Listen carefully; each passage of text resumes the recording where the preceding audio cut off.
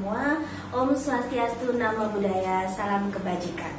Perkenalkan, saya Anidia Bidasari dari Prodi Ilmu Hukum Fakultas Hukum Universitas PGRI Kanjuruhan Malang. Saya adalah dosen pengampu mata kuliah Hukum Dagang, di mana mata kuliah ini merupakan implementasi pembelajaran daring kolaboratif bersama Fakultas Hukum Universitas Flores.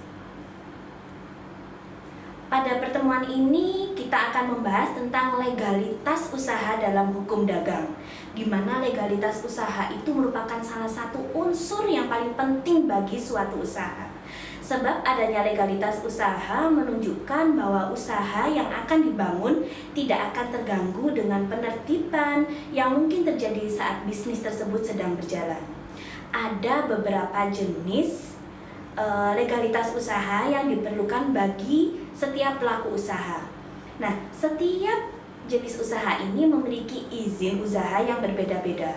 Untuk memudahkan kami dan Anda memahami legalitas usaha yang berlaku di Indonesia, berikut ini kami sampaikan beberapa jenisnya. Misalnya ada NIB atau nomor induk berusaha. NIB ini merupakan identitas pelaku usaha yang digunakan baik oleh perusahaan perseorangan, badan hukum maupun badan usaha. Kemudian ada SKDU atau surat keterangan domisili usaha, di mana ini dibutuhkan untuk dokumen-dokumen pendukung lain yang dibutuhkan seperti NPWP, SIUP, TDP, dan lain sebagainya. Nah, untuk memperoleh SKDU ini bisa diperoleh melalui kelurahan maupun kecamatan setempat. Kemudian yang ketiga ada nomor pokok wajib pajak, di mana setiap wajib pajak yang akan melakukan usahanya wajib memiliki NPWP. Kemudian ada izin usaha dagang, SIUP, SITU, izin mendirikan bangunan atau IMB, HO atau surat izin gangguan, kemudian AMDAL, dan lain-lain.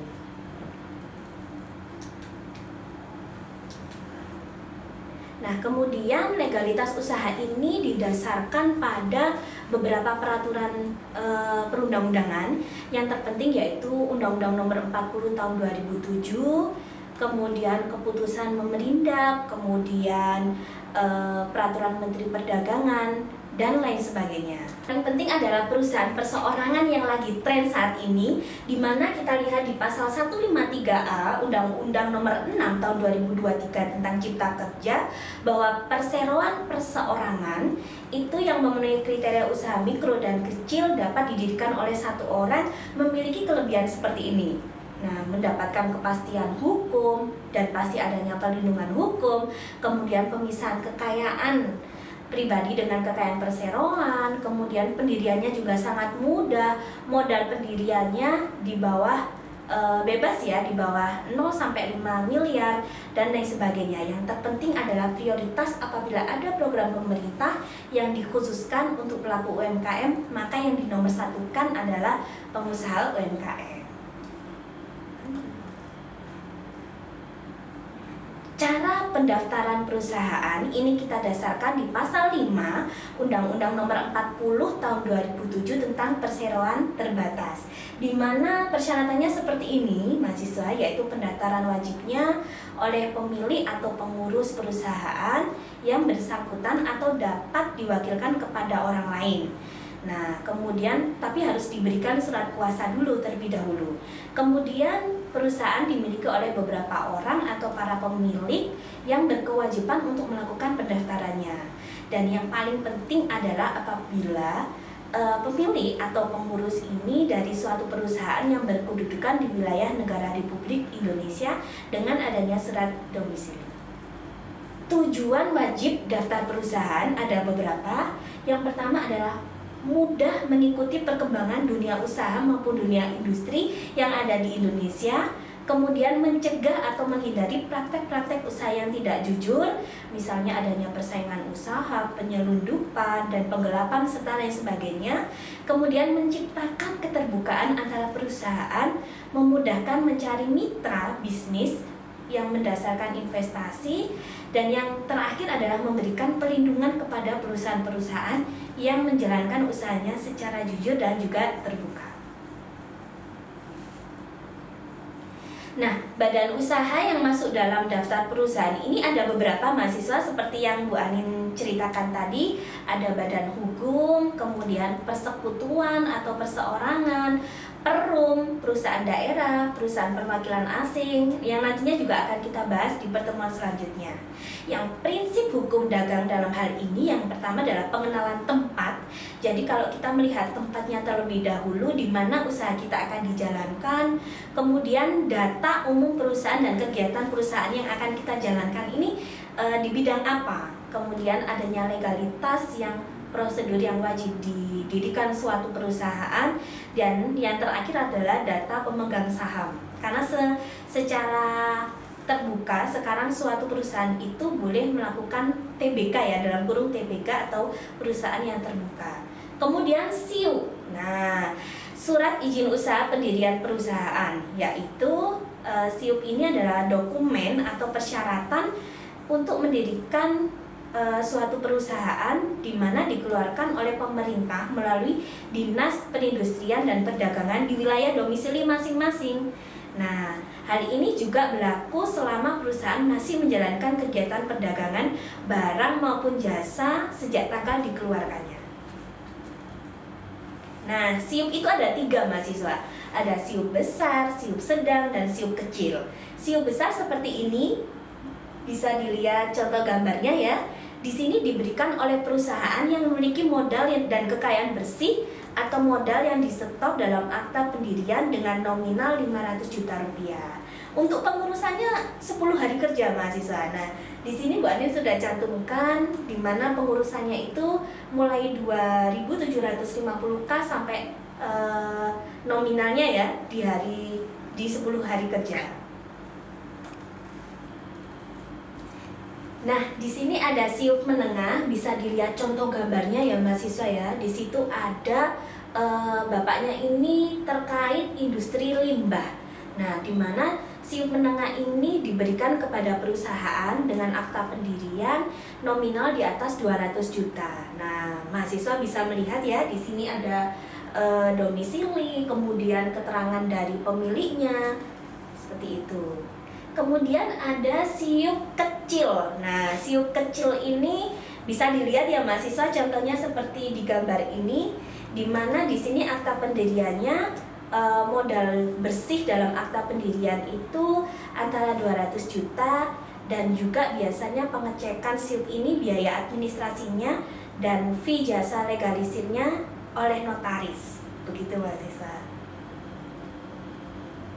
Prosedur permohonan SIUP itu biasanya kita mengambil formulir dulu, kemudian kita isi, kemudian diajukan beserta persyaratannya melalui Dinas Perindustrian dan Perdagangan Kota atau wilayah, baik itu SIUP menengah maupun SIUP kecil ya. Kecuali kalau SIUP besar itu biasanya harus melalui Kanwil Perindustrian dan Perdagangan di kota provinsi. Persyaratan SIUP seperti ini mahasiswa, ada foto akta pendirian, kemudian foto dari domisili, surat keterangan situ, kontrak, dan lain sebagainya. Nah, yang tidak kalah penting selain SIUP adalah surat izin tempat usaha, di mana biasanya surat izin tempat usaha ini kita melihat domisili yang pertama, kemudian diberikan perorangan perusahaan, nah kemudian dilihat daerah atau petanya. Definisi situ atau surat izin tempat usaha ini adalah diberikan kepada perusahaan perseorangan, badan hukum, di mana kita melihat denah atau peta tempat usaha yang sudah disahkan dan diketahui oleh kelurahan atau kecamatan setempat. Nah, ini sangat penting karena ketika kita memulai suatu usaha, selain kita punya persyaratannya, kita juga melihat tempat usaha kita itu sendiri. Langkah-langkah situ seperti ini mahasiswa. Nah, harus izin pada tetangga. Wah, ini yang paling penting. Harus memiliki izin kepada tetangga-tetangga setempat, atau lagi kalau kita punya usaha UMKM di mana ada ruko. Nah, di situ kita harus punya izin dari tetangga. Kemudian yang kedua, dokumen yang tidak kalah penting adalah fotokopi KTP pemohon, IMP, sertifikat tanah, denah lokasi. Nah, surat pernyataan tidak keberatan dari RT RW, dan yang penting harus ada surat izin sewa atau kontrak. Begitu mahasiswa.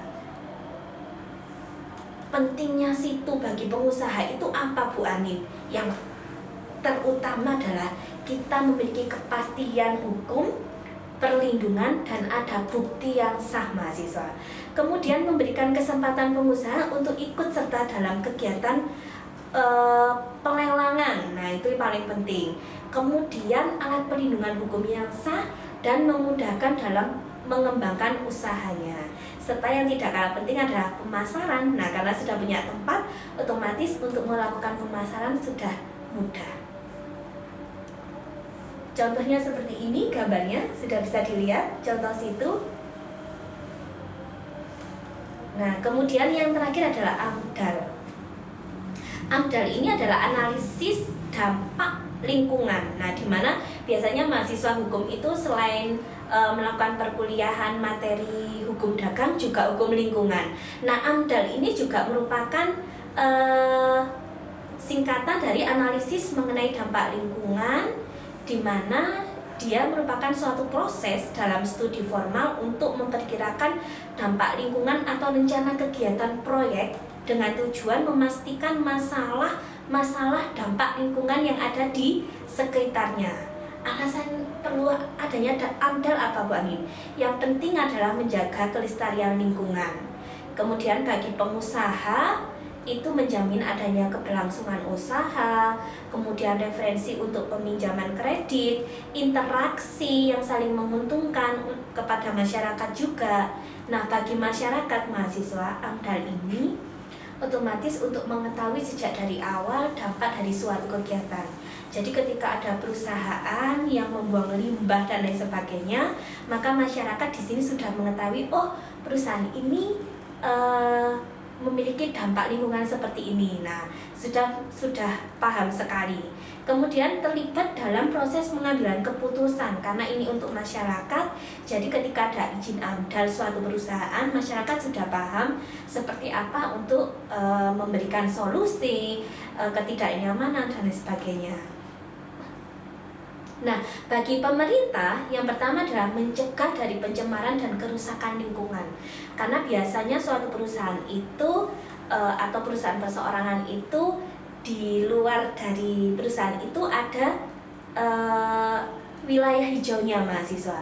Jadi itu yang akan menjadikan prinsip bagi pemerintah diperbolehkan untuk mendirikan bangunan asalkan harus terlindungi, menghindarkan konflik dan pertanggungjawaban pemerintah dalam pengelolaan lingkungan itu. Nah, mungkin itu materi dari Bu Anin pada kesempatan kali ini.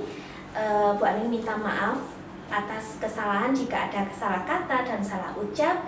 Yang terakhir, motivasi bagi mahasiswa dan juga Bu Anin bahwa maka jadilah seorang pembaharu biar orang lain yang ikut meniru. Daripada terus mengikuti tren tanpa henti, hidup bisa habis tanpa pernah diisi. Sekian dari kami. Wassalamualaikum warahmatullahi wabarakatuh.